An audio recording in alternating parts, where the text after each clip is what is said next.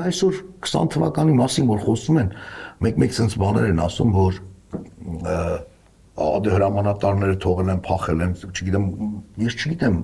ես դա չեմ տեսել, գուցե եթե մարդիկ ասում են, գուցե այդպես էլ է։ Եղել եք ամենավտանգավոր տեղը, եթե չեմ սխալվում, հա։ Չէ, ես չէի ասի, որ մենք ամենավտանգավոր տեղն ենք եղել, որովհետև անվտանգ տեղ էլ չկար։ Մեկը մյուսից վտանգավոր են եղել։ Նվազան դաշտավայրում եք եղել, որտեղ սարերում եք եղել։ 24 ժամ անընդմեջ հրետակոծության տակ, եթե տարածքը հրետակոծվում է, դիրքերը չի հրետակոծվում։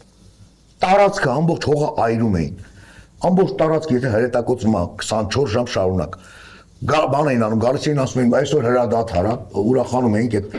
խոնավ ցեխոտ փոսերից ասում ենք դուրս գանք մի հատ արև կպնի մեզ բան, դեռ դուրս չեկած հա տարակում էր ամեն ինչ, նորից խցկվում էինք այդ փոսերի մեջ ու այդ մարդը ինքը ոնց ասեմ, ինքը ոնց որ այսպես ասեմ, հրետակոծության ժամանակ պարկում էր քեզ վրա, այդ տեսակ հրամանատար էր, այդ տեսակ մարդ էր, երբ որ ինքը քո կողքն էր, իսկ ինքը միշտ էր քո կողքը։ Ես չգիտեմ, ինձ համար ինքը բարձրապես նույնը ես ասում եմ Թադևոսյան Միշայի մասին, իրենք հայտնի հրամանատարներ են, իրենք շատերն են ճանաչում, Ավետիսյան Վալոդիայի մասին,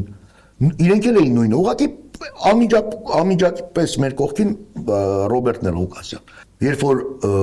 ասենք 120 մմ-անոցը 10 մետրի վրա քեզանից պայթում է, ինքը քեզ գիտես, ասենք ոտկը դնում ասենց սաղավարտիք վրա, կասկիտ վրա ասես ոտկը դնում, բայց ինքը չի էլ պարկում, մոտդ այսենց կքանստած է, հասկանում ես, ու դու ասես նայում ես դեմքի տեսնում ես ժպտում ասում է,